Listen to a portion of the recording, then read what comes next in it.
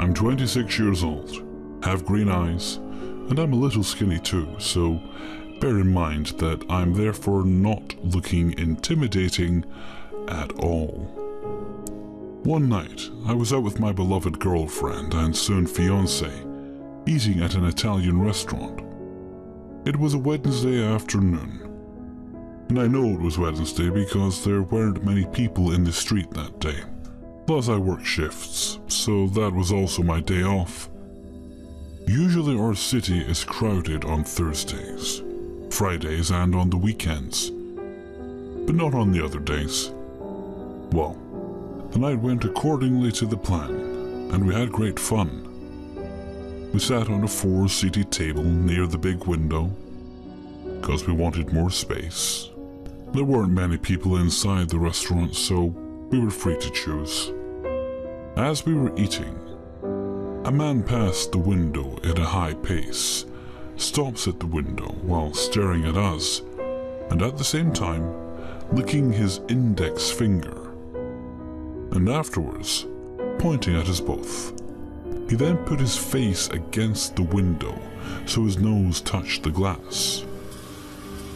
After this, he kept walking by. A very creepy and weird guy, with extremely red eyes, and I mean extremely red. It felt like he passed us by in a split second, so it all happened really fast. He was dressed in all black jeans and a black leather vest of some sort. Also that his hair was long and dripping wet, covering his face a bit. His body was a normal size. That's what I could recall at the time.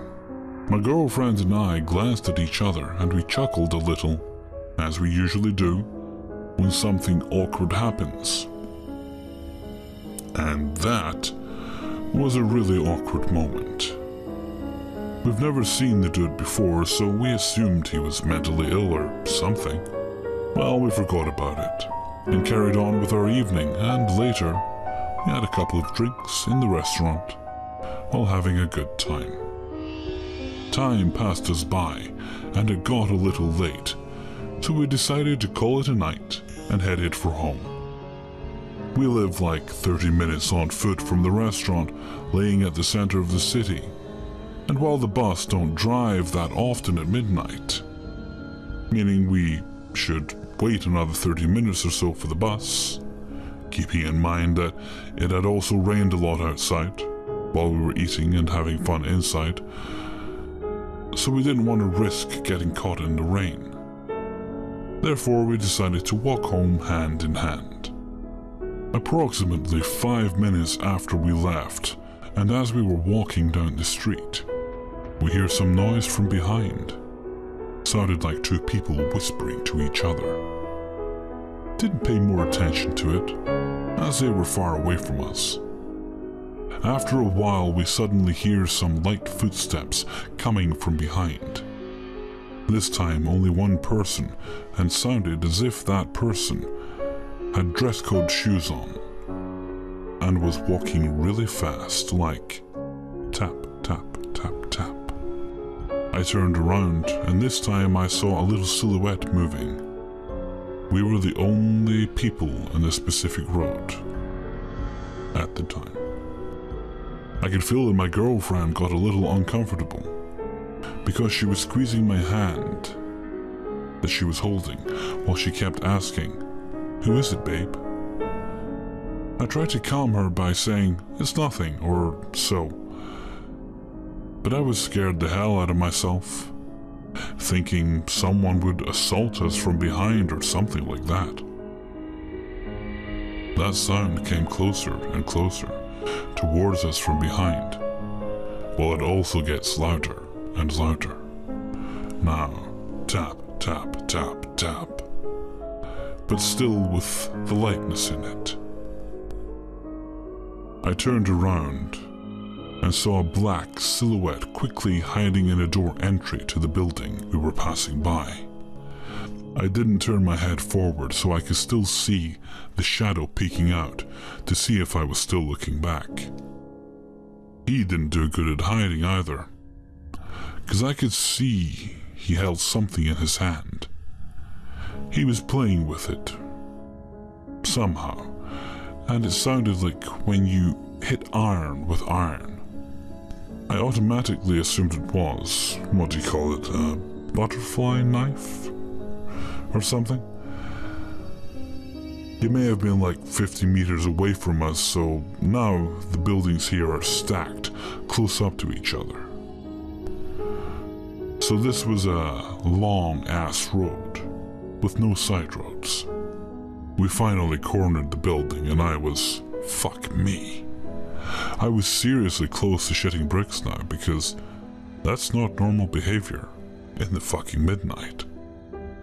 My gut feeling said to me that I should get the hell out of here ASAP. As we cornered the building, I hear high-pitched whistling coming from that part we had just left. Maybe this fucker was calling out to his mate to back him up. Hell, I don't know. But I was thinking all sorts of dramatic scenes now, and how to get out of here safely. Well, as we turned, there happens to be a free cab waiting for the red stoplight. I didn't even wave at him because this was now our taxi, no matter what. I dragged my girlfriend with me and opened the door to the cab. The driver was looking at me like, what the fuck? But I managed to make him roll by saying my wife was feeling a little ill, or something like that. He bought it, and drove as the stoplight turned green. As we passed the streetlight, I see the same dude who passed us at the restaurant, just staring at me, and just as I had thought, he was playing with the knife in his hand. He looked really pissed, seeing us take off in the cab, and he just kept staring while biting his teeth until we passed him. And from then off, we didn't turn our heads back to see him. I confessed to the cab driver and told him the truth, and he was so kind and understanding. But I don't know if he had reacted differently if I had told him the truth from the beginning. I just felt like it would have taken longer time to explain. While sitting in the cab, I obviously called the cops and described the one person we saw through the window. After 1 to 2 hours, the cops called back, telling me that they had apprehended 2 persons, where the one matched my description. He was on drugs and illegally possessed with a knife. Plus, he was wanted, so they took him in right away, and he was later sentenced for attempted murder and robbery from an earlier case. Also, the cab driver got tipped very well that night because I still believe to this day that he saved our lives by taking the role. So to the driver, if you ever read this, thank you so much again. That was a scary-ass night. We never ever will forget. From that day on, we still take a cab when it's late, even though we're close to our home. It started almost exactly 3 years ago. It'll be 3 years in August, when I was a freshman in university. I had gotten hired in a student job on campus, and I was super happy since I lived at the dorms and didn't have a car, so I wouldn't have been able to drive anywhere for a job. My first day at work, I met the students I'd be working with. Some of them had been there for a couple years, and others were just hired just like me. One of them was this guy named Ronnie. Ronnie and I got along right away. He was nice and funny, and I didn't feel awkward or uncomfortable talking to him. That lasted for about 2 days. A couple of days after we first met, he added me on Facebook and started messaging me. A lot. He'd ask me about my day and what I did, and what I loved, and all those questions to get to know someone. And maybe I'm just a jerk, but I didn't feel like becoming besties with him, so I soon started feeling somewhat annoyed. I didn't mind talking to him at work, but outside of work, I didn't want to be chatting with him 24/7.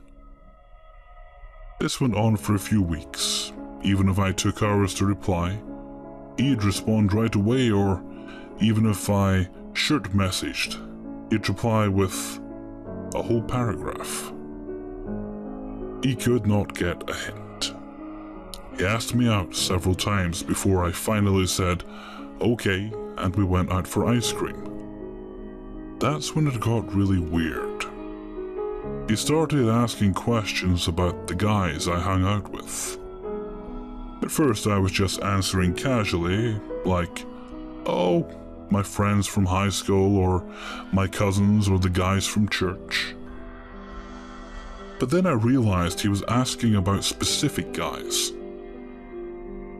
Like he said something about, that guy you went to watch a movie with last Thursday, who was that?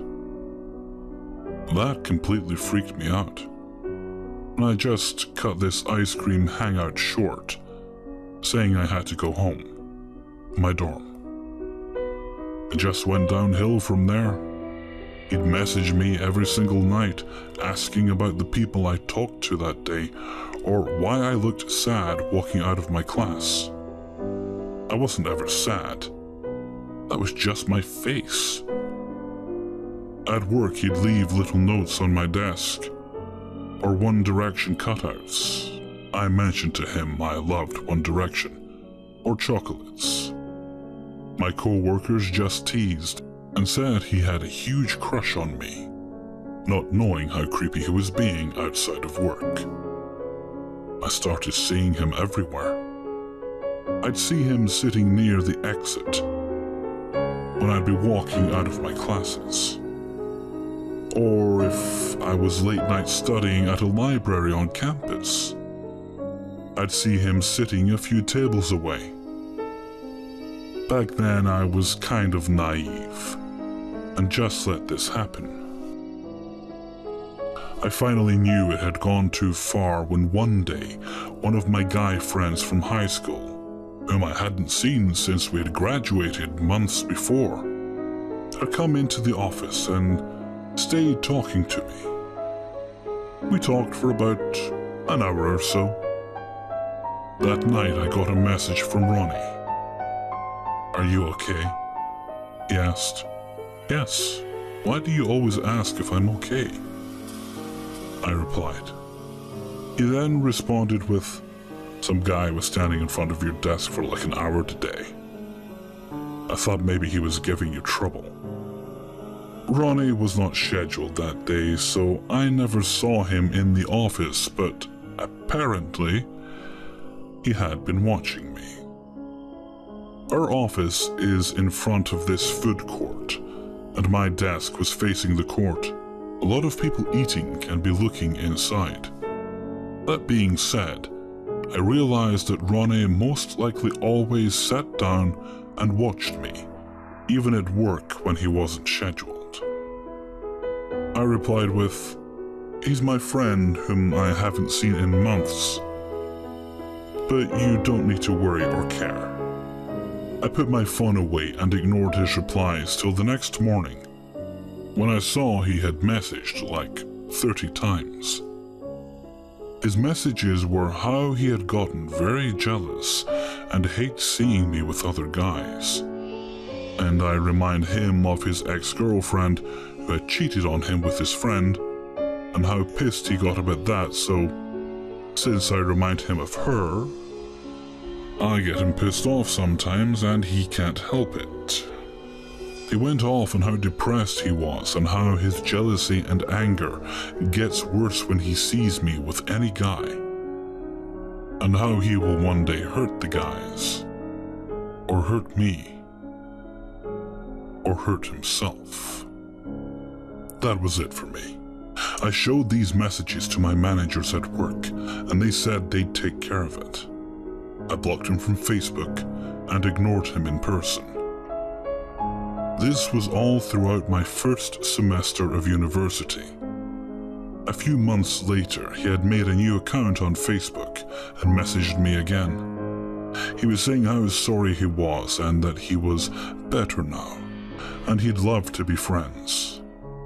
I accepted his apology and said I was glad for him that he was better, but that we couldn't be friends, and I wasn't interested in being his friend.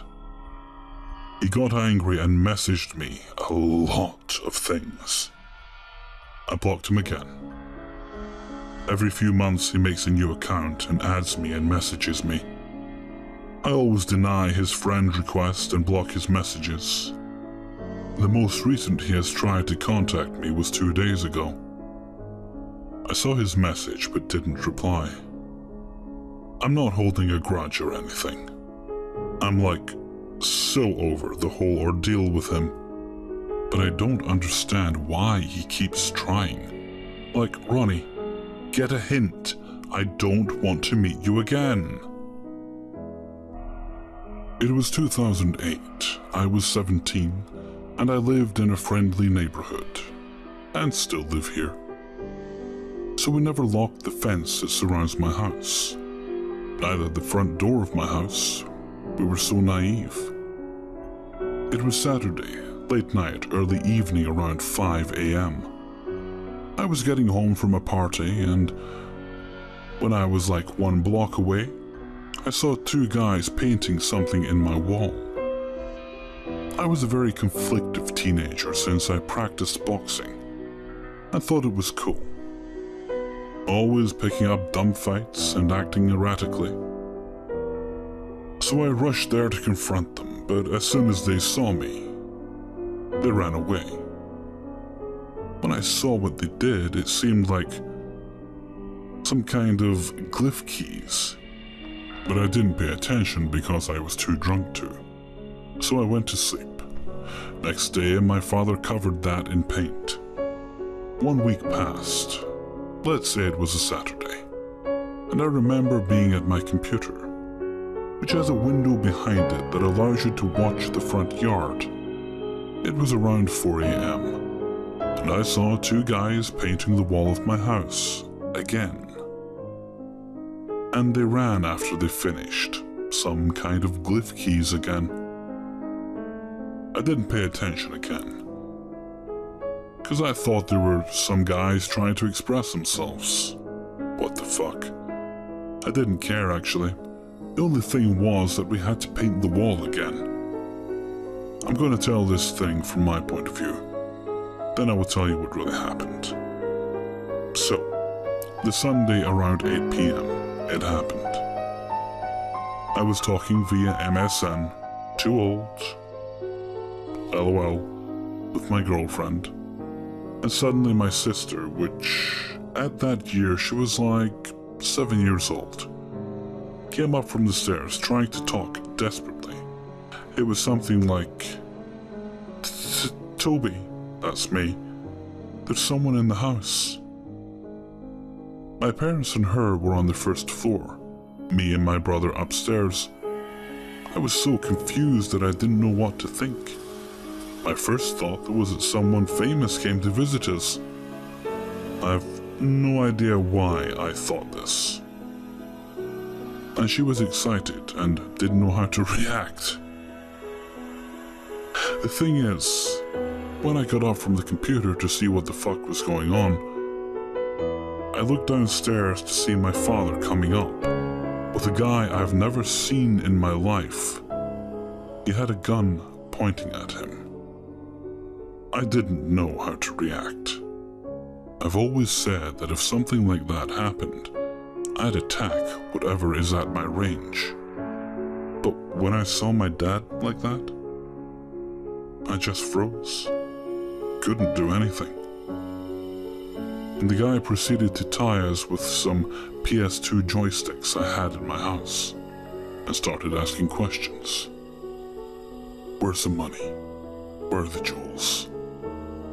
He was mad at first, but when we told him that we didn't have anything like that we were broke, and we were moving out of the neighborhood. It was a lie. He looked like he'd been framed or tricked by someone by the look of his face.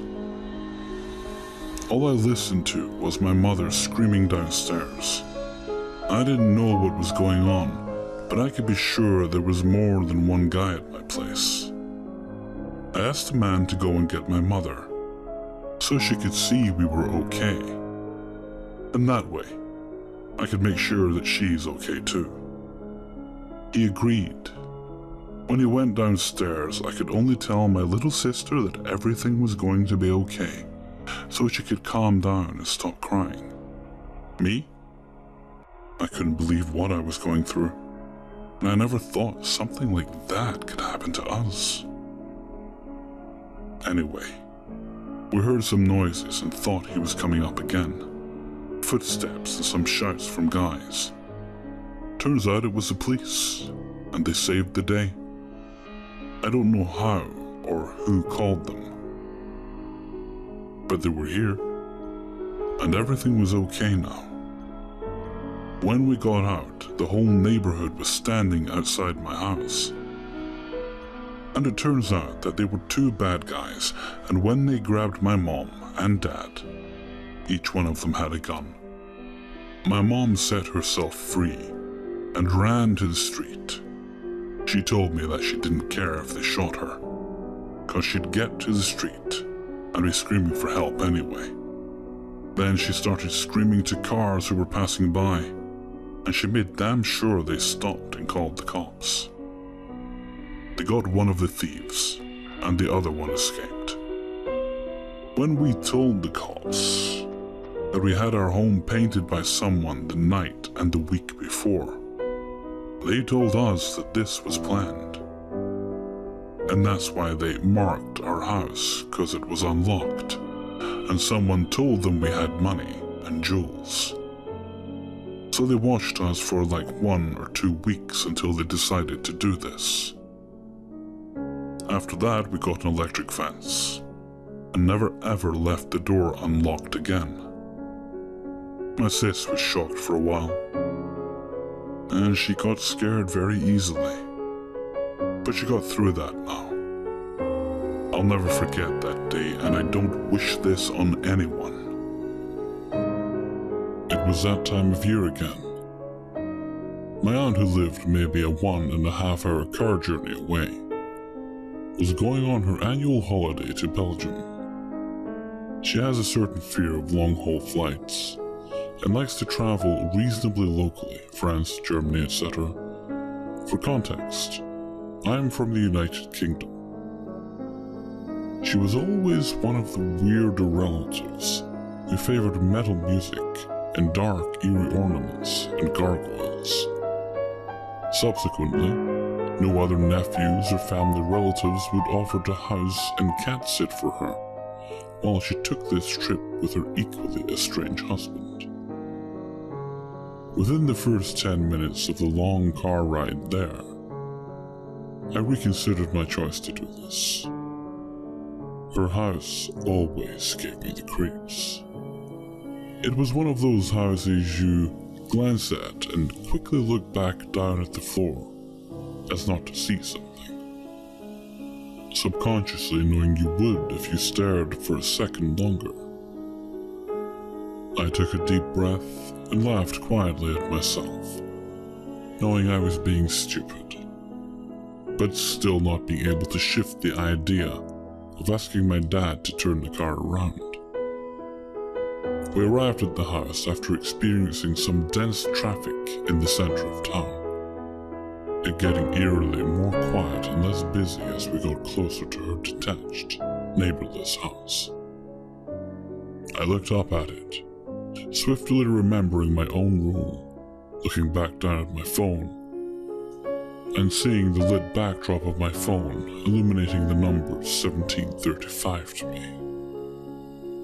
I looked up and smiled at my dad, wanting to keep the macho bodybuilder and MMA fighter image that he knew of me. Secretly, I think he knew I was uneasy. I get out of the car and got some money off my dad. giving him a fist bump goodbye and seeing him drive off. It suddenly hit me that she keeps a spare key under one of her many gargoyles outside the porch. I picked up the key and stared at it for a second, my attention swaying from the key to the lock located in the center of the old wooden door. I pulled out my phone, feeling a vibration. Seeing it's my closest friend giving me a call, long story shorter, he ends up joining me, as he thinks it might be funny to stay the night and chill. I sighed with relief. He only lived 45 minutes away. The time went pretty slowly, sitting outside on the doorstep. It now being close to 6:30, approaching dusk. I gave my friend a hug and instantly smiled, opening the front door together and closing it behind us. It always had a certain smell, an old brand of laundry detergent she uses without fail, and cats. Oh yeah, she has 4 cats that like to follow seemingly nothing with their eyes when you're sitting there, already on the edge of your seat. Literally. Nothing really happens for the next few hours. We order pizza, drink some beer, laugh and watch TV.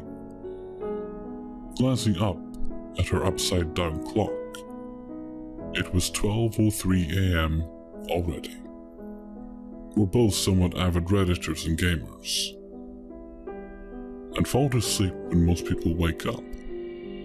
We proceeded to go upstairs and have a look around at some of the old swords and paperwork she has, continuously looking over our shoulders, leaving a brown trail behind us whenever the cats would meow.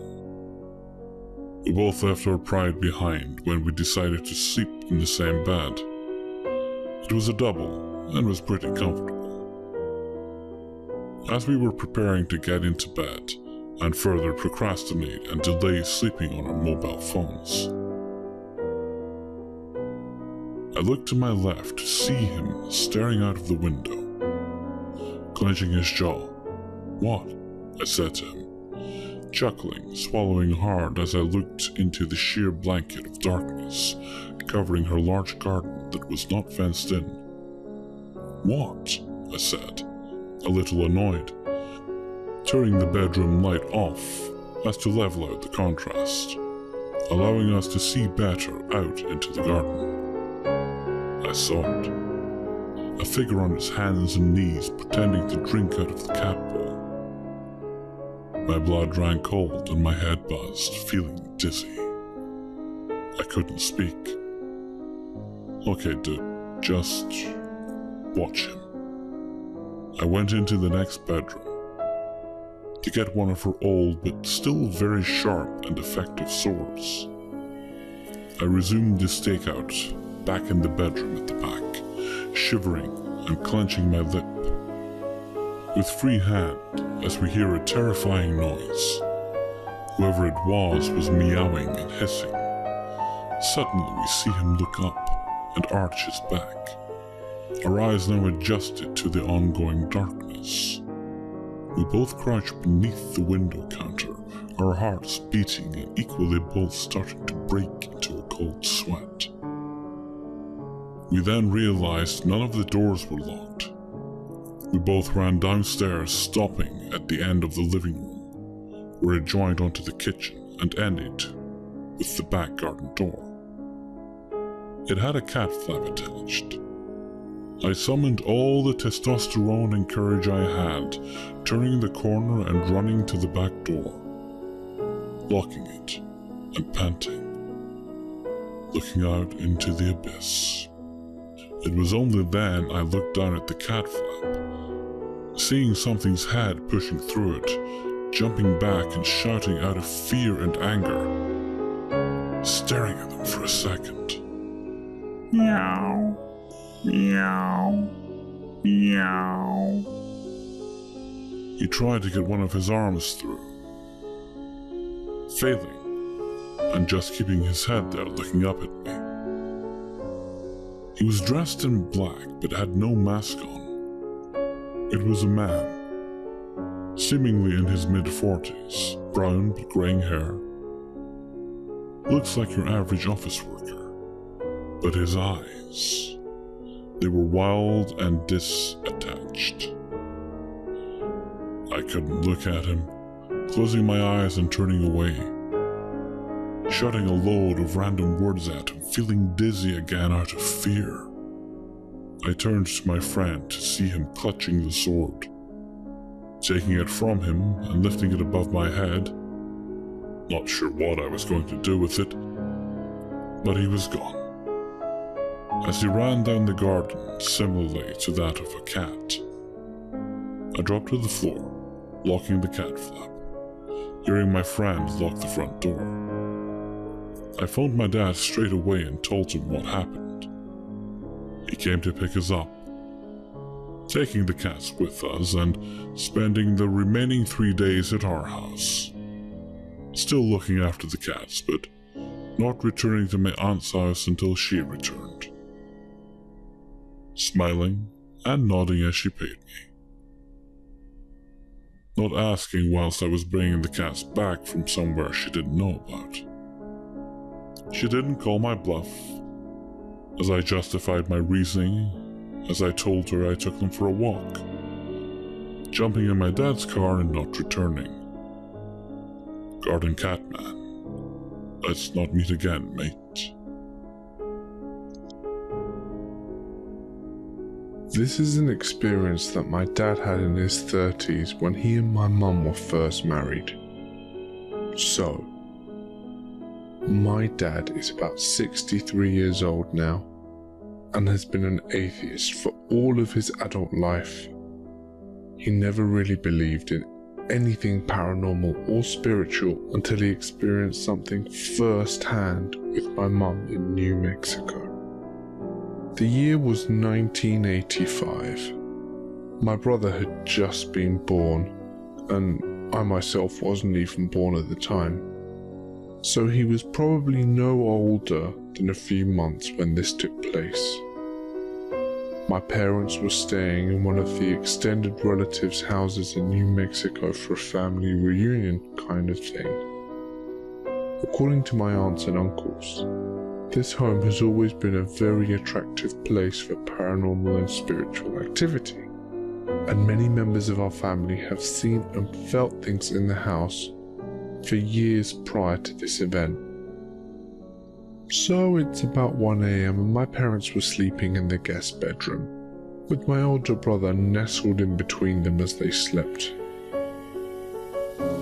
My dad was asleep with his back turned to my mother, and he was facing the wall. He had woken up because he felt himself being hit in the back, so he turned over only to see that there were 2 white glowing figures standing at the side of the bed. My mother was awake too, and she had also seen the figures.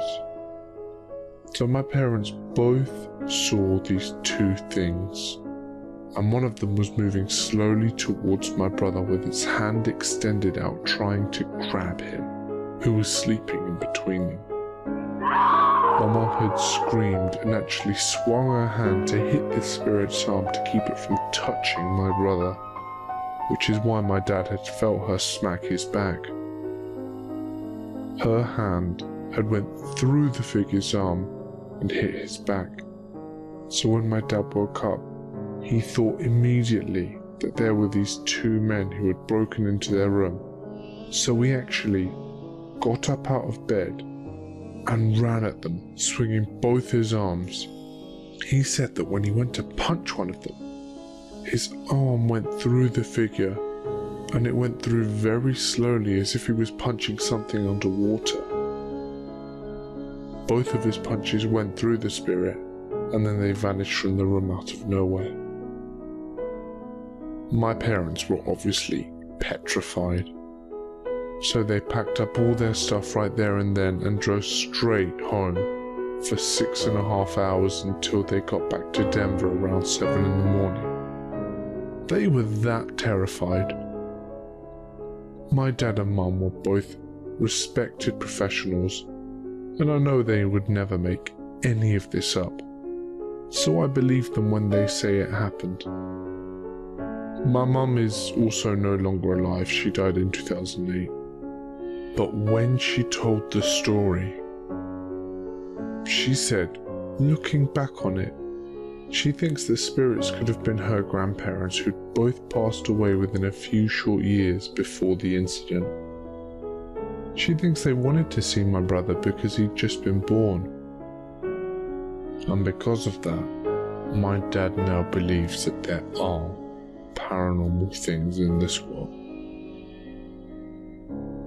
This happened when I was only 16. I had gotten my first real girlfriend, as she lived in the same neighborhood as I did. This meant that we didn't have to rely on driving to hang out. About an hour walk from my place is an abandoned lot. It was probably intended to be a neighborhood originally, but was never actually finished, or started for that matter. Because of this, it's basically a bunch of winding, smooth concrete paths that border small fields of incredibly tall grass. Although it was never started, a sewage area was added to it. A small, fenced-in area with a couple grates and a machine of some sort. It had a hole that was obviously deliberately made on the side of the fence, big enough for a relatively small person to fit through. The interesting part, however, was the unrealistic amount of new yet empty cans of beer and several empty food containers. There were enough cans strewn about the small area to probably fill half a dumpster. We'd hung out in there before. As it's generally pretty quiet. I joke with my girlfriend, I'll call her M for convenience, that a homeless guy probably lived here. And she would joke back and tell me to stop. Prior to this story, I'd never felt uncomfortable inside of there. One day we decided to go there, as it had rained pretty hard the night before, so we couldn't hang out in the woods like we usually did. We walked there and sat inside, talking like usual. Today, for some reason, I felt slightly paranoid. I looked around the area a lot more and was a bit restless. Em asked me if I was okay a couple times, and I kept reassuring her that I was fine. Upon one of my glances, I noticed something that I hadn't before. Behind one of the metal poles supporting the fence boards was a dry brown paper bag stuffed between there and the board. It was one thing if there was a bunch of random trash around the place, but bags don't just get shoved into cracks by the wind. I knew that it was intentional. I started to get up to investigate the bag, when my sliver of paranoia turned into a full-on metric ton of it. It had rained the night before, but the bag was dry. If you don't understand what this meant, it meant that it had to have been placed there that day. I decided not to touch the bag, just in case it had drugs or a gun or something inside, and kept talking to Em. The paranoia finally came to its climax. While talking with Em, I heard a movement in the aforementioned tall grass nearby.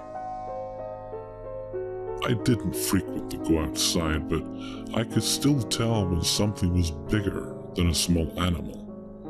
I covered Em's mouth with my hand and motioned for her to be silent with my other, and listened for a minute. Hearing the sound again, but louder, I pulled her close and whispered something along the lines of, "Do not move. Do not make a sound. I'll be right back." She seemed confused, but nodded in agreement. I slowly and quietly creeped through the hole in the fence, walking out of view from the direction of the movement, until I was far enough to see whatever was there. I will never forget what my eyes fell upon. In the direction of the movement, maybe 15 feet behind the fenced area, was a middle-aged man in a red jacket and some blue jeans. He seemed fairly lanky, downright bony actually, and thin hair. That wasn't the scariest part, however. He was crawling on his stomach towards the fence, terrified. I tried to begin moving back towards the home when I realized that in my fear, I hadn't tried masking my footsteps. The man instantly heard moving and swung his head to meet my eyes. Upon meeting my eyes, he quickly got up, started walking towards me, terror turning into shock at this point. I was unable to move as he put one hand into his pocket to grip something, and his walk became a jog. The only thought that I could keep straight in my head was that of trying to figure out what to say and not be killed by the guy. I managed to speed walk from the fence and put some distance between me, the man, and M, and felt a bit better, until I turned around to see something even more terrifying. The man's jog was now a sprint.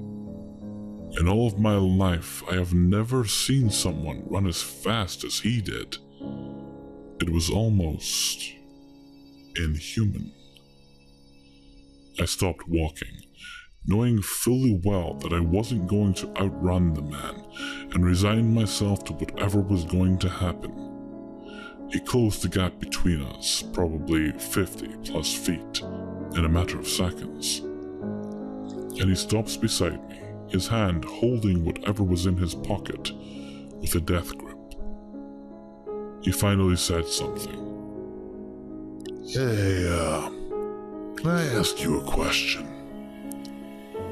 It was then that I noticed how much he was twitching, his inability to stand still and his erratic voice, and realized that the bag that my paranoia told me was drugs might very well have been just that. Trying to keep my cool the best I could, I responded with, "Yeah, what's up?" Still twitching, he said, Why is it that you guys keep trying to follow me?" His voice had a suspicious and paranoid tone at this point, and I realized that if I wasn't very careful with what I said, he could snap at any moment. "We didn't know you were here, man. We just hang out here sometimes. It's all cool. We don't know who you are." "Hang out?" he replied, as if he had no idea what the phrase meant. I opened my mouth to elaborate, when he bolted at the same speed down the path that M and I had taken to get here, disappearing around a turn. I shook off the shock and immediately pulled out my phone, dialing M. She usually had her phone on silent, but I was incredibly lucky, and she picked up relatively quickly. "Hello?" she said, confused. "M, listen to me. Do not think about what I am about to say, just do it. Fucking run. Run now. Run!" A couple seconds later, I saw her pop out of the fenced area and run to me. She asked what happened, and I promised to tell her later, but we first had to get out. Remember how I said the lot was full of winding roads with tall grass? This meant that the man could have been literally anywhere. Knowing fully well that the man most likely knew where we came from and was waiting to ambush us, I took her by the hand and bolted down an alternate route back to the road leading back to our neighborhood, when I saw an abandoned couch that had been dumped there. Luck was again in my side, as it had been turned upside down. I grabbed one of the boards of the frame and, taking advantage of the massive amounts of adrenaline pumping through me, ripped it out of the couch, several nails still attached to the end. M's hand in one hand, my makeshift weapon in the other. We hurried to the road, through the longer detour, when we finally reached our destination. From our location, we could see our original route, and I took a cautionary look, gripping the blunt weapon tightly, almost dropping it in shock. In the grass of the original road we took, I could see a distinctly red shape, and a hand holding something metal. Am started to turn to look, and saw what I saw too. We ran back home, miraculously unharmed. I don't believe in miracles or anything like that, but I am pretty sure that if I hadn't decided to take the long way around, we could both have been killed. So homeless, druggy psychopath, that's not meat. This happened just over 6 weeks ago, but I'm still rattled. 2 months ago, I moved in with my partner. We lived blocks apart for over a year, and we've long been ready for this next step. Things were going pretty swimmingly for new cohabitants. Our schedules, naturally, and work-related, weren't precisely the same, but we balanced each other regarding chores and general housekeeping during our one in bed, one wide awake time. I've always been an early riser, even more so since adopting a dog a year and a half ago. Housebreaking a 3-month-old puppy will do that to you. And I grew used to popping up around 6:30 in the morning to take him out before he made a mess in the house. On this particular day, things were hardly different. My partner, the dog, and I were sleeping comfortably in bed, and I started hitting snooze on my phone before the 7 o'clock hour. We had gone to bed late, stayed up watching a movie and playing a board game, and I tried to squeeze in an extra 15-20 minutes of rest before the pup and I went on our walk, and I got ready to go to work. As usual, I tossed on a house dress and sweater, snagged my keys, and whisked the dog away. As usual, we spent about 15 minutes outside, took the long way back around so Pup could stretch his legs, and I could comfortably leave him in the care of my sleeping boyfriend, without worrying he would cause too much commotion before he woke. When I returned to the apartment, an open motel-style place that you find all over the area where we live, I started to feel the time crunch of running late. I tossed food in the dog bowl, closed him in the bedroom, which was unusual for me. I like to keep him with me while I get ready in the morning, since we'll be separated for 10+ hours, and hopped in the shower. I got out, undressed, went back into the bedroom where Pup had settled back into the bed with my boyfriend, tossed on my work clothes, and closed the door behind me. After turning on my flat iron and sitting beside the front door in our darkened living room to pick out shoes, make sure I had my shit ready to go, I went back to the bathroom and closed the door behind me. Sitting in there, messing around on my phone and finishing getting ready, I noticed flickering light beneath the door. It struck me as odd. My partner is a heavy sleeper and rarely awake before I have to leave. I didn't see the bedroom door open or shut. I was surprised he didn't say anything to me, seeing that the bathroom door was closed. The doors are perpendicular to each other, but I was late now, and I didn't overthink it. I flushed and opened the bathroom door, expecting to see him in the kitchen putzing around or to hear my dog come scampering over. Instead, I froze in the bathroom threshold. Not 25 feet away were a pair of eyes, kind of bulging, and a face in the dark. A woman I'd never met was crouched by the front door, staring at me, shushing me, and mouthing for me to be silent. The seconds felt long, but it must have only been an instant. I reached out, threw open the bedroom door, and hurried in, trying to close it, mostly, but not all the way, behind me. Looking back, I remember feeling like I could barely speak. Whoever the intruder was, I didn't want to excite her. I didn't want to provoke her. And I was as afraid that she would try to follow me in as I was terrified of cutting ourselves off in a room without a way of knowing if she was armed on the other side of the door. Panicking, I roused my partner, telling him over and over that there's a stranger in here. He thought it was the maintenance man. No, it's a stranger. It's a stranger. Was essentially all I could say. He and the dog, all 12 pounds of him, sat up in bed. I remember starting to cry as he insisted I close the door, just certain that meant we were trapped. While he dressed, a new panic began to formulate in my mind.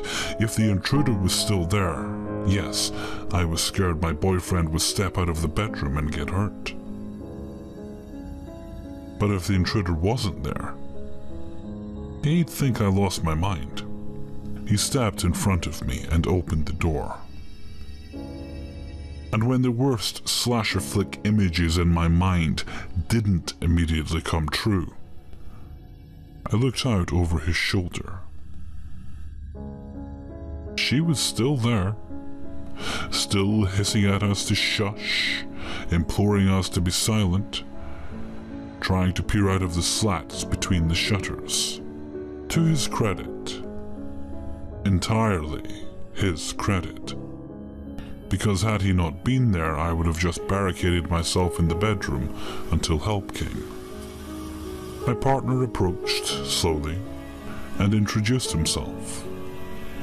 I stood between him and the kitchen, still afraid she had a weapon in the dark.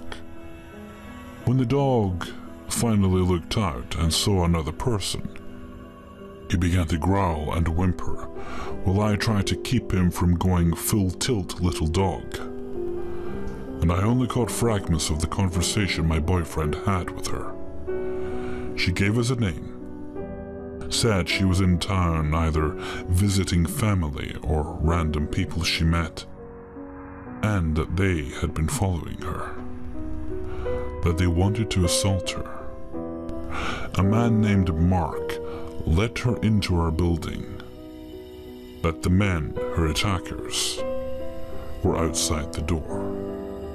We all waited in silence for a few more minutes, listening to the people, her would-be attackers or random innocent bystanders, hovering on the walkway between our unit and the elevator.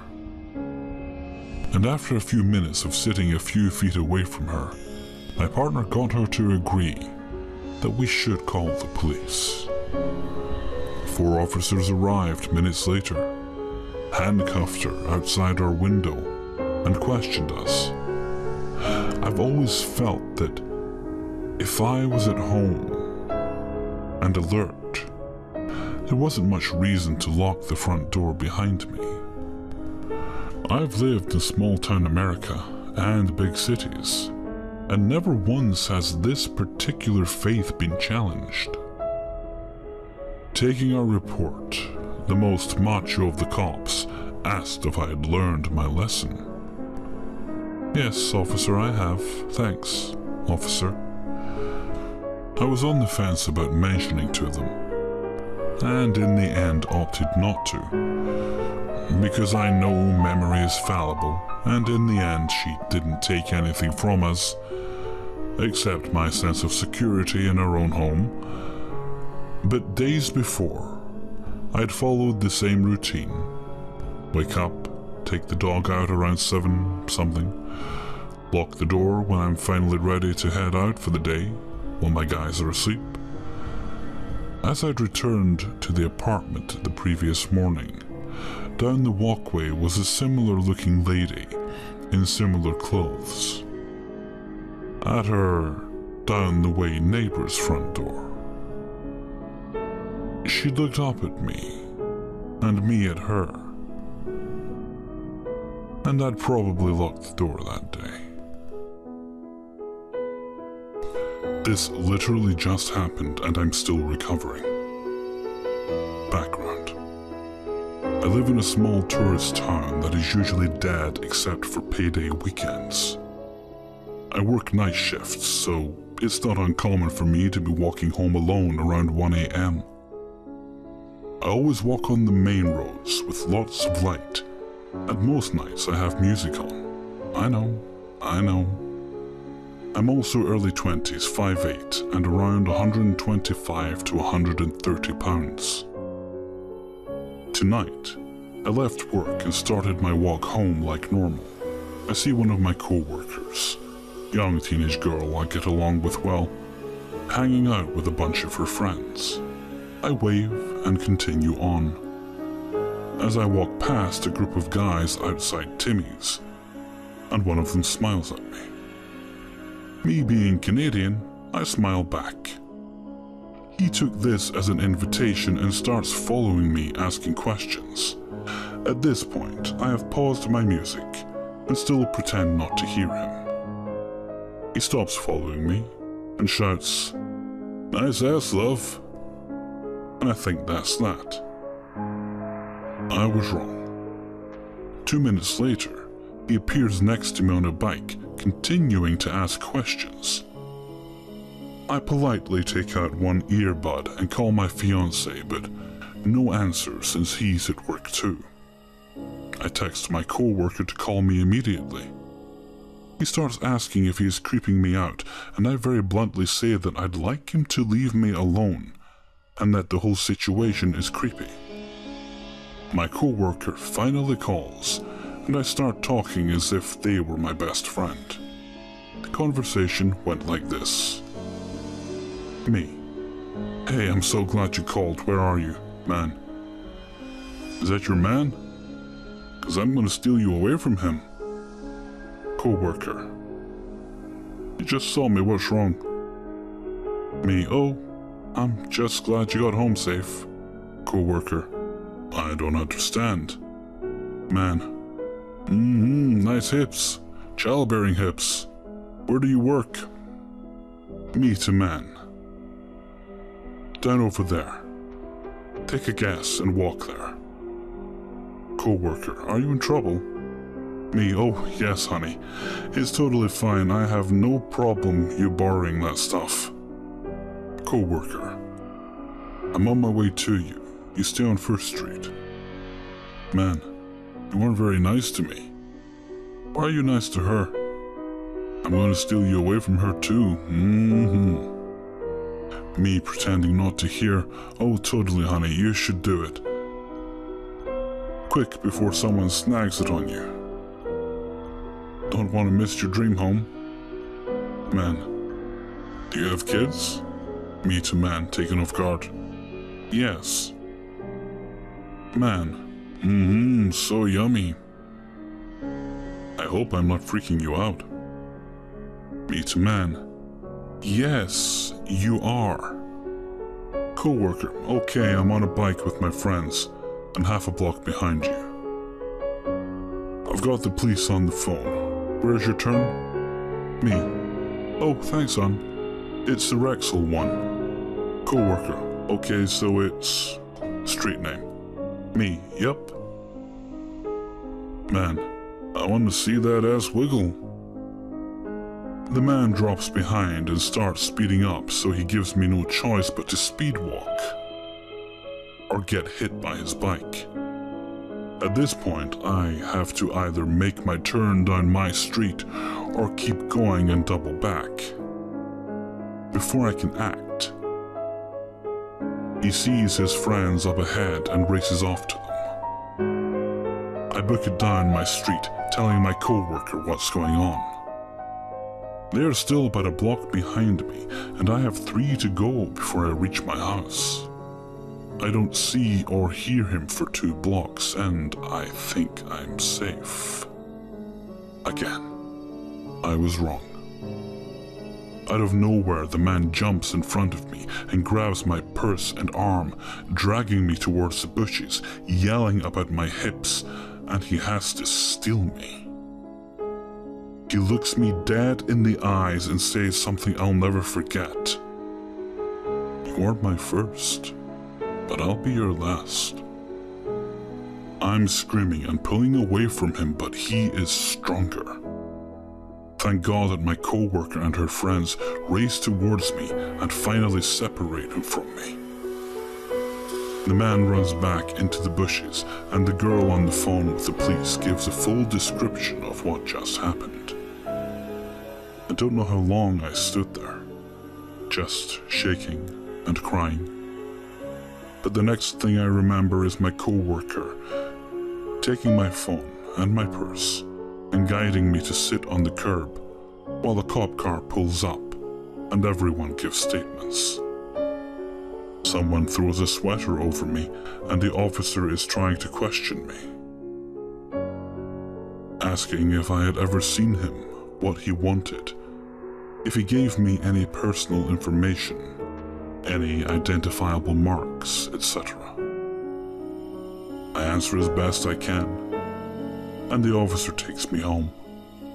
The officer was very sweet. He let my co-worker come with me, and doesn't leave until he is sure I'm settling in with a promise that they will do drive-bys all night. I call my fiancée back from a gig, and my co-worker stays with me until he got home. I'm writing this now, wrapped up in a blanket with hot cocoa, with a large amount of Baileys, and hoping that I never meet that creep again. A little background information. I am average height, so about 5'5", 120 pounds female, so I'm fairly thin and not very strong. The other day, my sister and I took a trip out to Walgreens to pick up some pictures my sister had sent in to get printed for the photo album she was putting together. We pull into the parking lot, and my attention immediately shoots to the pretty beat-up little black car, only parked 2 stalls over.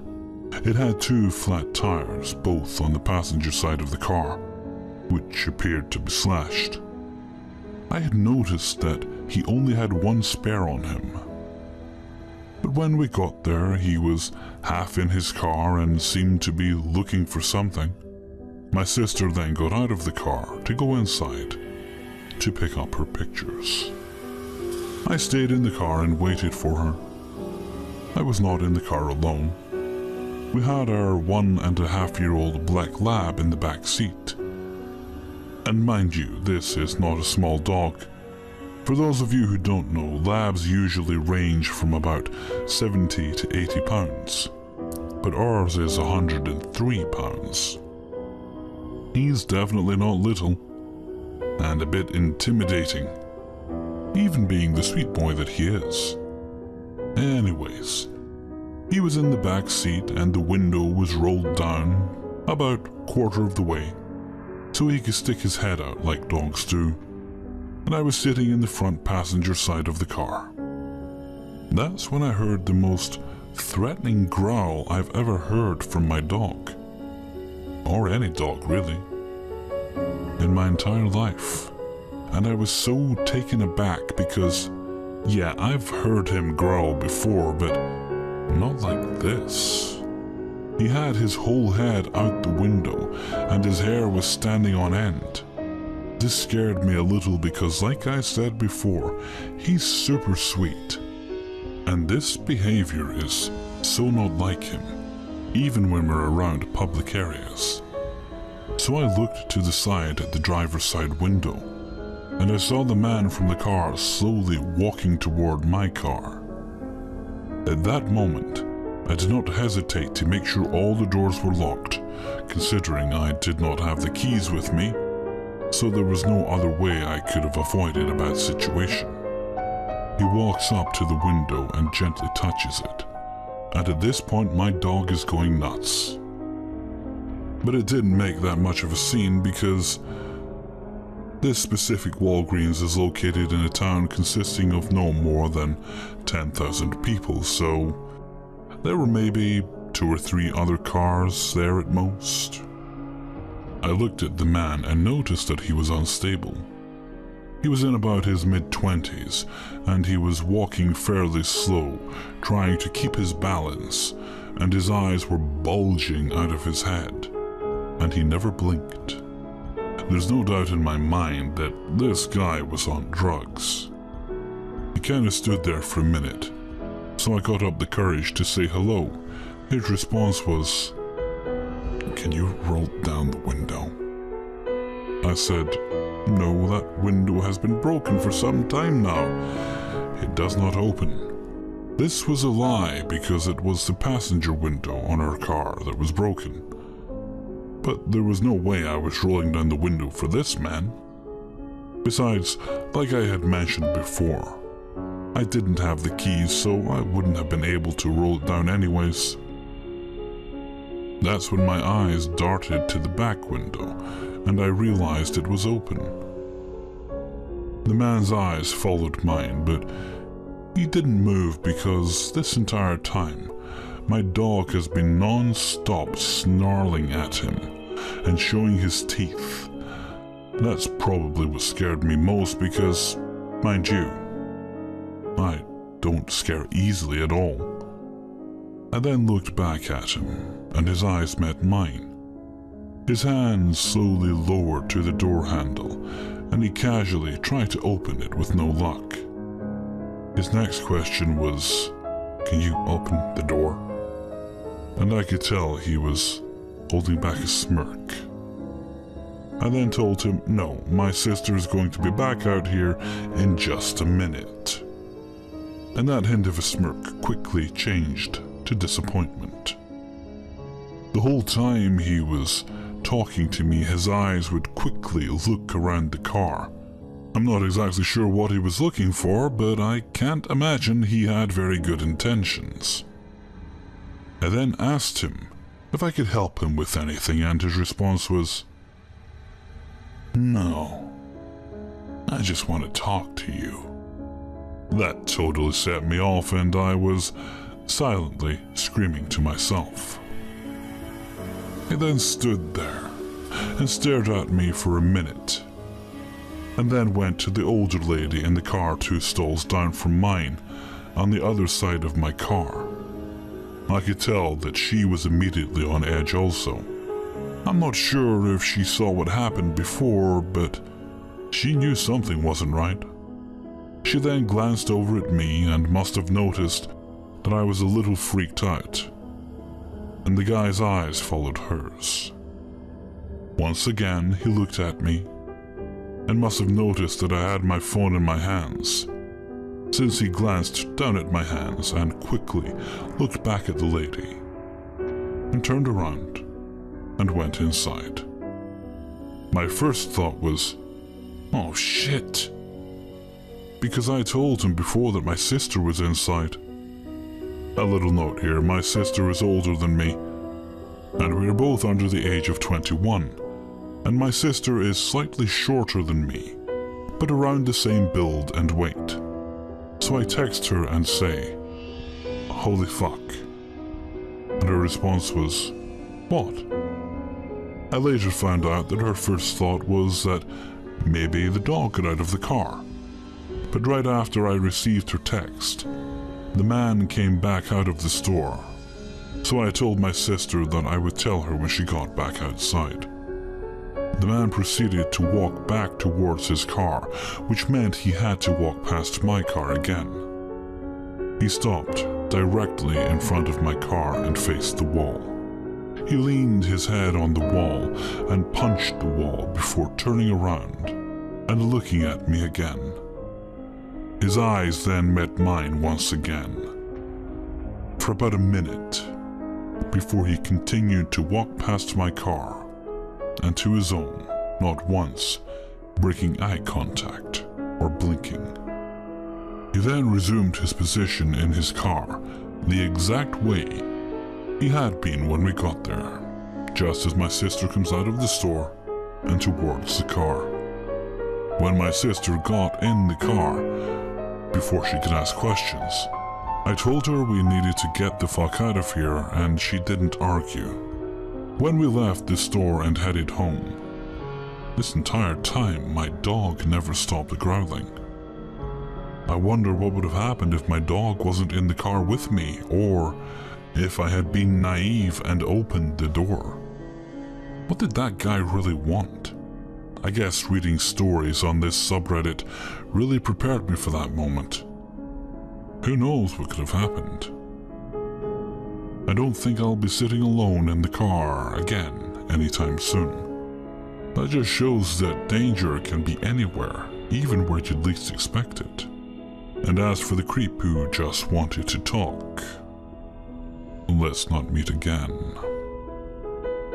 Let me start off by saying that this is going to be detailed. It happened just last night, and I remember everything very clearly. I use public transit all the time. In fact, I don't own a car because of how much I use it.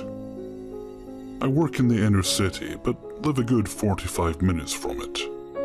So I usually have to take a train and 2 buses to get home. Luckily for me, they ran until 2 a.m. on the weekends.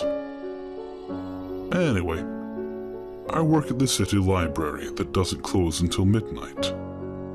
The reason being because we have a lot of college students studying here. I've only worked there for about a month, so I haven't gotten to the point of recognizing regulars. I'm usually in the back, checking in books and whatnot, but last night I was in front at the counter. Basically, my job was to allow people to check out books and accept the dollar if they wanted to use the computer and didn't have a library card. One other person working with me was my boss, Theodore, who's 72 years old and refuses to retire. He's been working at the library for 30 years and constantly talks about how much he loves it. But because I was up front, he decided to be in back and left me alone to deal with anyone who walked in. At about 11 p.m., multiple people got up to leave, which left just one guy sitting in the corner of the room on his laptop. Various books and papers laid out in front of him. I assumed he was taking summer classes at the university, so I just sat behind my desk and played a game on my phone. At close, the guy was still there, and Theodore came up front to help me close. "Is he a regular?" I asked him. Theodore only nodded. Usually Theodore responds verbally, so it kind of creeped me out a bit. I then went up to the guy and told him we were closing. Now that I was closer to him, I got a better look at what he looked like. He had long brown hair and dark eyes. His teeth looked like he hadn't brushed them in years, and his lips were cut up. He immediately scared me. The look he gave me kind of made him seem caught off guard, but also very angry that I was basically kicking him out of the library. Either way, it had to be done. He stood up and slammed his books closed. I watched him stalk off out the door, leaving just Theodore and I in the library.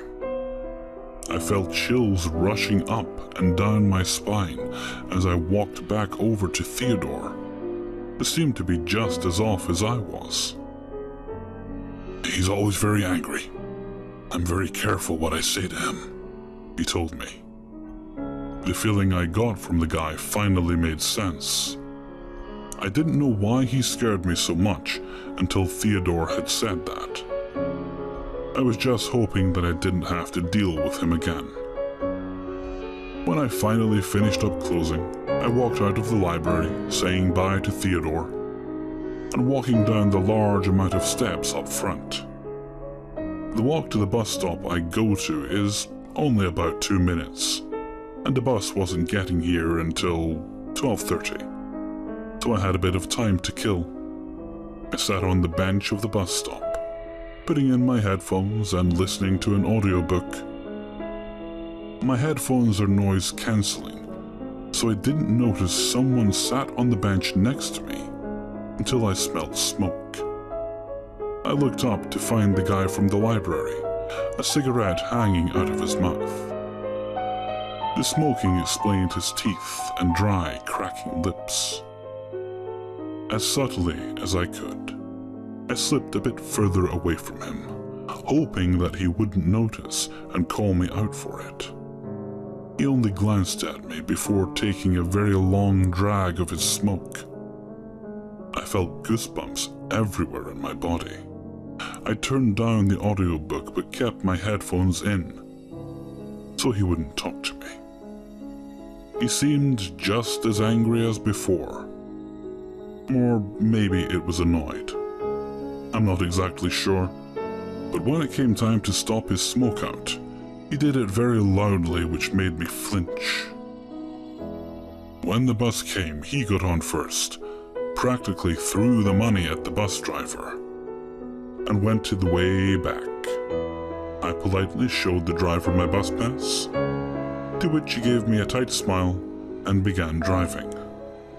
I sat at the front, turning back up my audiobook and ignoring everything else. The train station came into view, and I almost leapt for joy out of the bus. My train left 2 minutes after my bus got there, so I always had to rush and push my way into the train car. The car was empty, and I thought I could finally get some peace with my night. But I saw a hand stop the doors from closing, and in walked the same fucking guy. I actually couldn't believe it. Every weekend I took the same buses and train, and have never once seen him. At the time, I chalked it up to a coincidence and hoped for the best. Hopefully his stop was next, or he didn't use the same bus that I had to next.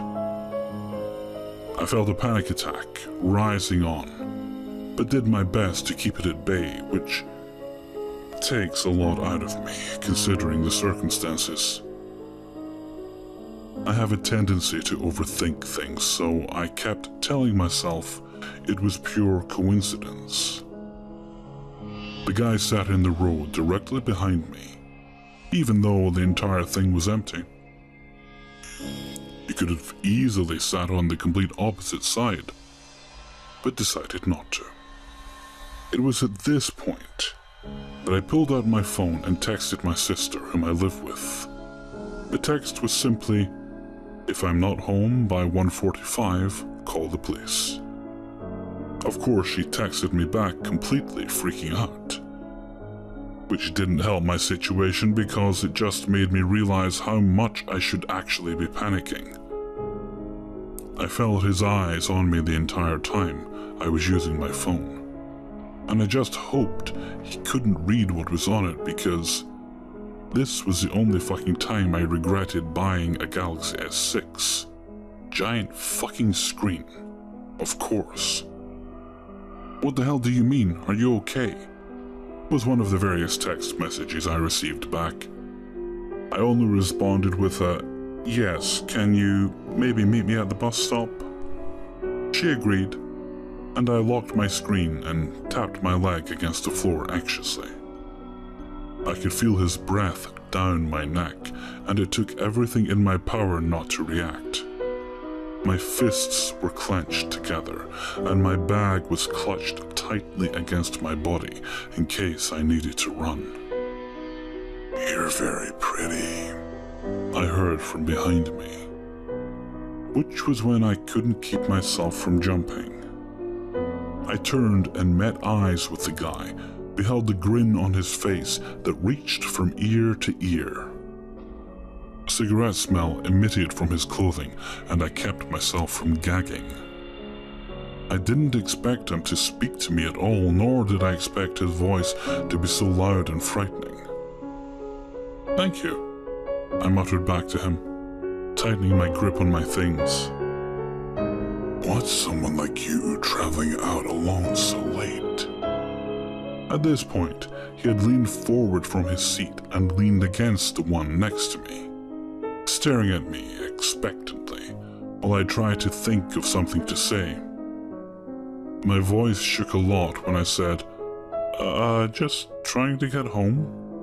I now realize how stupid that was of me, because that could have given him incentive to follow me all the way home. He responded, chuckling a bit. "That's nice."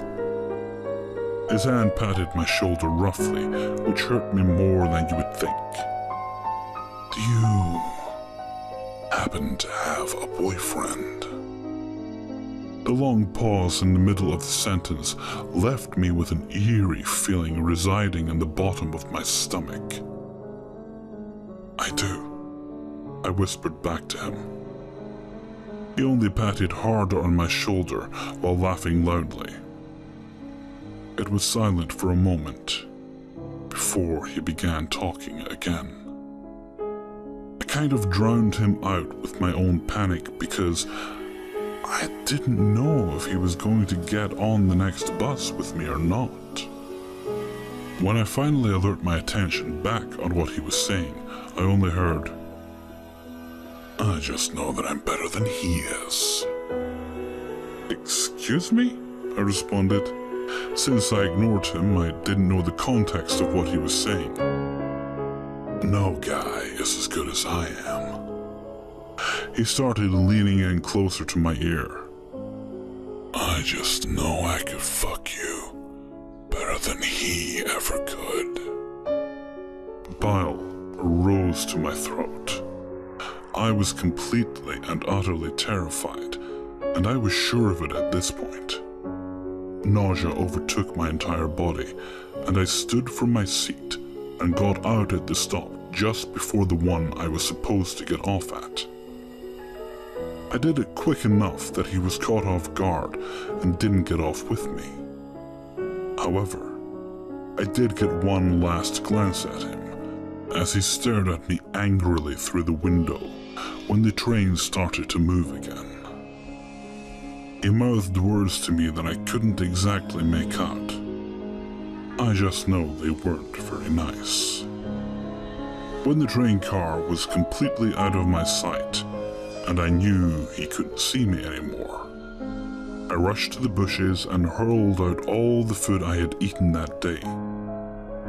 I then called my sister and asked her to get me at the stop I was at. It took her about 20 minutes, but she showed up and had me explain everything to her. Today I took the day off work to recoup my sanity, and will have day shifts from now on. Needless to say, I'm not going to use public transport that late again. This story has always been particularly hard for me to tell, but I think I'm ready to finally post it. I guess you can take it as advice. Don't let people who you date online know where you live. Let me just start with saying that I was about 17 when this happened in 2014. I was living with my sister Katie, who was 25. She's a great girl, really smart, caring, and funny. I love her, and she's honestly one of my best friends. She is a bit boy crazy though. Being a tall, tan blonde girl, she got many swipes and likes on dating apps and websites. At bars and even at the store, many men would flirt with her. She always was going to meet guys and going on dates. Not a lot of them really went anywhere though. She would always come home and say they were too overbearing, too boring, too annoying, whatever. Then one stuck. His name was Darius.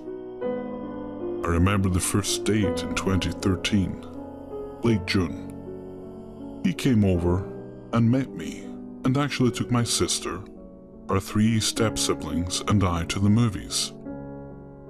I was impressed that he was so kind to our family and loved the kids so much. Soon a week of dating turned from a week to a month. We went to the casino that was nearby where we went shopping and out for dinner. It was honestly the most fun I've ever had. He took me to the arcade and won me a lot of tickets. Then, that month turned into 4 months. He took me and my step-siblings to one of the wealthier towns, and we went trick-or-treating. He was black, which was a surprise for my parents, but it's not like they cared, really. He was respectful to our parents and showered in gifts. My sister was convinced he was the one.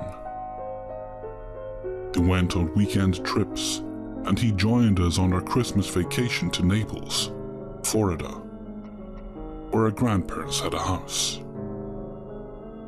At that point, they had been dating for 5 months, their 6-month anniversary being on New Year's Eve.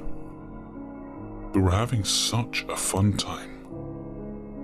I remember we had just walked from the beach, and they were in their room. I heard him yelling at her, but I couldn't make out what he was saying because the doors were so heavy. I thought it was just a typical relationship fight. I carried on and went into my room. I was chilling on my bed and watching some prank YouTube video when I heard a smash. It was quiet and muffled. I waited a couple seconds and put my iPad down. Walking out of my room, I saw my sister storming out of her bedroom crying. I walked into the bedroom to find Darius cleaning up a broken vase smashed on the floor. I asked what happened, and he said my sister accidentally pushed it off the dresser when putting her bag on the top. I shrugged and walked back to my room. Later that night, it was around 2 a.m. I was still awake, but the rest of my family was asleep. I heard a knock at the door, and it was Katie. She walked in and sat down in my bed. I closed the door and sat next to her. She was crying. I just don't know what to do. Darius threw that vase at me, she said in a hushed voice. What? I almost yelled, but she shushed me. He said I was looking at some guy playing volleyball when we were at the beach. I wasn't even looking. I was just watching the game. I don't know what to do. She cried into my shoulder and swallowed me into a hug. At first I felt sadness as she was so hurt, but then I became angry. The guy got jealous, so he decided to scream at her and throw a vase at her. I asked her to describe completely what happened in the bedroom, and she said they were arguing, and he grabbed the vase off the dresser and threw it at her when she was hanging clothes up in the closet. Luckily, she moved out of the way in time for it not to hit her. I told her that she had to break up with him, and she agreed. We set a day, about a week after the vacation, for her to break up with him. For the rest of the vacation, Darius was tense and distant from the family. The breakup did not go well. He begged for her to take him back through texts for about a week. She blocked his number, and he proceeded to call the house phone over and over again, leaving voicemails After a month, Katie disconnected the phone, not only to rid the constant calls from Darius, but to save money. This was around early February. Everything had calmed down and gone back to normal. Katie had gone back to meeting some guys on dating websites and was going out a lot. In early April, the shit hit the fan. All of a sudden, Katie started getting disgusting texts from out of state and in-state numbers saying they would kill her, mutilate her, rape her, etc. Then I started receiving texts that also involved my sister. The mysterious persons, saying they would bound us both up and do unspeakable things to both of us. We blocked every number that texted us. I mean, these texts were coming in multiple times a day. A new number every time.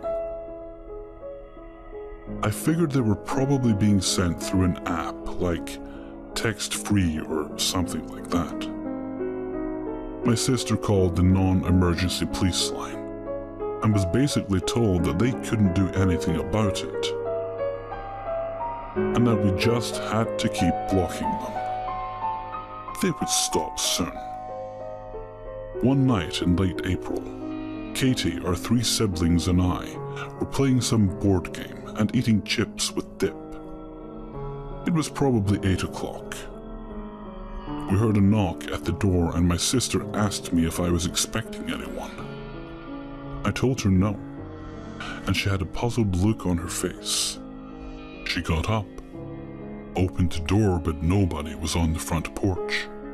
She closed it, relocked it, and walked back over to the table. Suddenly, we heard a loud bang in the garage. I looked over at my sister, wide-eyed, who quickly tiptoe ran to the door, to the garage, and locked it. She looked over at her stepbrother, Jake, and asked if he had left the garage door open when he put his bike away. He said yeah. My sister grabbed her cell phone and said to come upstairs. We all got up quietly, followed her upstairs, and went into the master bedroom. She told me to go under the bed and put my little siblings into the closet. I heard a loud ruckus downstairs, which was actually the breaking of the door handle of the door leading into the house from the garage. I heard footsteps go around the downstairs, checking every room. Then I heard the footsteps going up the stairs, slowly and quietly. I heard the person walk into the room, about 3 feet from where my head was. I peeked from the corner of the bed, where the bed skirt wasn't blocking, and saw it was Darius. He started screaming at Katie, demanding to know why she left him, and why she wouldn't answer his texts. What texts? She asked. And he said, "The texts I've been sending you for months." I covered my mouth and cried silently. This guy was obviously unstable and dangerous. I truly felt like I was going to die or be hurt in some way. He started screaming at her, and she cried loudly. Then he grabbed her and hit her against the wall, pinning her against it. "You fucking whore! You left me so you could fuck other guys, didn't you?" He yelled as she cried and gasped for air. He was grabbing her neck. He picked up her head just to slam it into the wall again, and told her about how dumb he thought she was. Then he stopped screaming and looked around the room. "Where are the kids?" he asked, and she managed to croak out, "They're not here." "Bullshit," he yelled, slamming her head into the wall. I was praying that the neighbors were home. My sister lives in a condo, and he was smashing her into the shared wall. I know they're in here. And if you keep lying, I'm going to kill you and the kids," he yelled. And he tightened his grip on her neck. "Now are you going to tell me where the fuck they are?" He screamed again, grabbing her and pushing her onto the floor. Suddenly, I heard a shout from the condo next door. "I'm calling the damn cops!" Well, with that, Darius looked over at the wall and sprinted out, down the stairs, and unlocking the door. We heard the front door slam and my sister ran over to the window. Crying, she told us we could come out, and I crawled out from under the bed and hugged her. My siblings ran out of the closet crying and ran over to us. We could hear the sirens coming closer. They interviewed all of us, even the neighbor who called the police, and we could all identify who it was. The dumbass left his car sitting at the end of the street.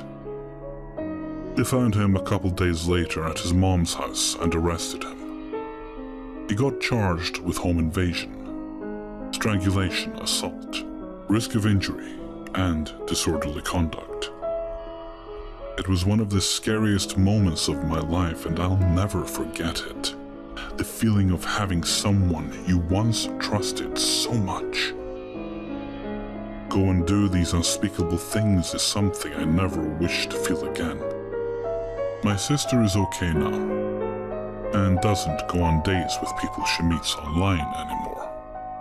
Unfortunately, because my parents thought that my sister wasn't being responsible enough and let us get in harm's way, I had to move back in with them. My sister and I never talked about it much again, so I don't know if he went to prison, got out of prison yet, or is just on parole. I would ask her, but I don't want to put her through the memory again.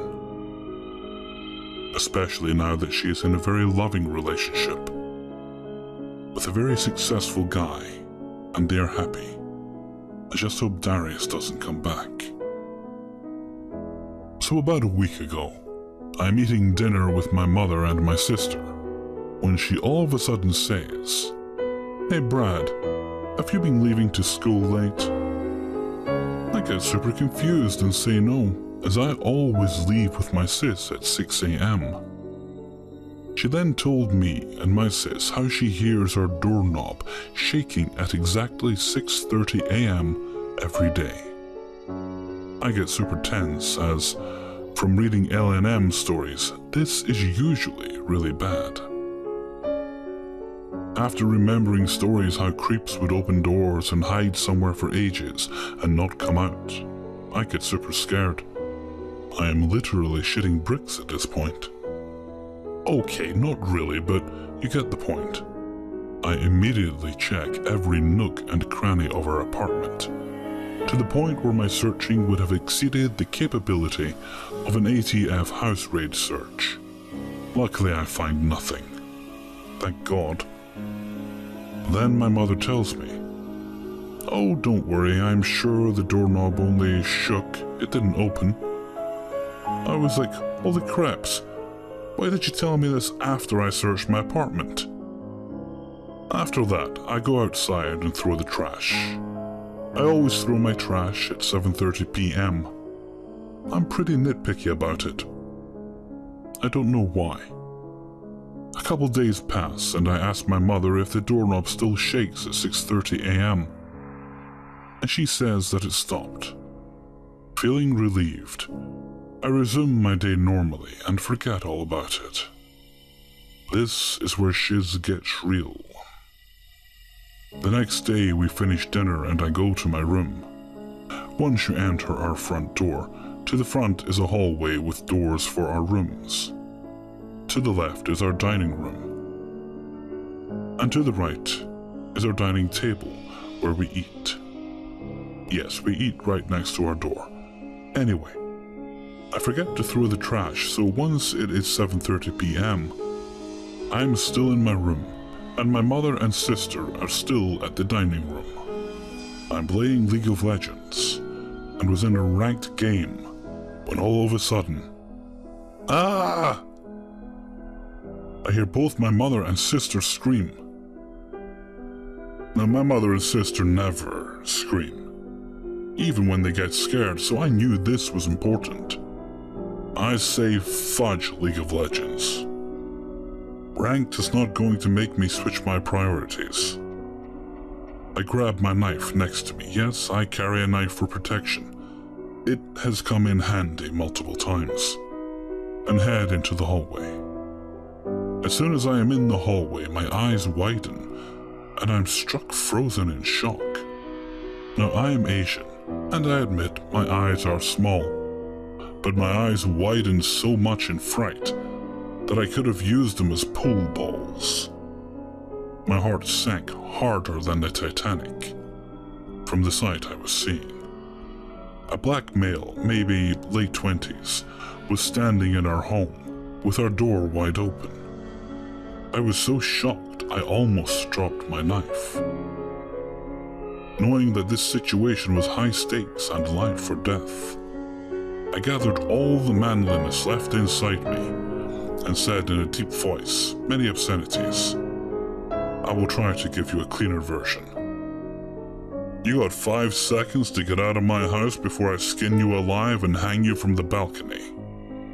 I obviously said some extremely vulgar words mixed into that, but for Reddit's sake, I won't put it in. The man responded with, "Hey, I'm just trying to sell some newspapers." I already know that this is bullshit, as a real person who sells newspapers wouldn't open someone's friggin' door without asking. Also, he had no newspapers on him. What the fuck was he thinking? I immediately say, 5, 4, and he just says, okay, I'm leaving. You won't see me again. Bye. And then he left, without closing my door. I chased after him and told him if he came back I'd... Okay. Before I get out of hand, I'ma stop there. I go back inside and my parents congratulate me for being brave. We haven't called the police, but I think I will soon. What I'm thinking is the guy was noticing that I leave at 6 a.m, so he tries to get in our home at 6:30. Sadly, we lock our doors, but we unlock it during dinner time so I can throw the trash. Maybe because 6:30 wasn't working, he stopped, and then noticed I leave at 7:30 p.m. to throw the trash. So maybe he thought 7:30 would work. Sadly it did, but luckily I was home. I don't know what would have happened if my laziness didn't make me stay home. So to the man supposedly selling newspapers, without even bringing any, let's not meet, or I'll seriously hang you from my balcony.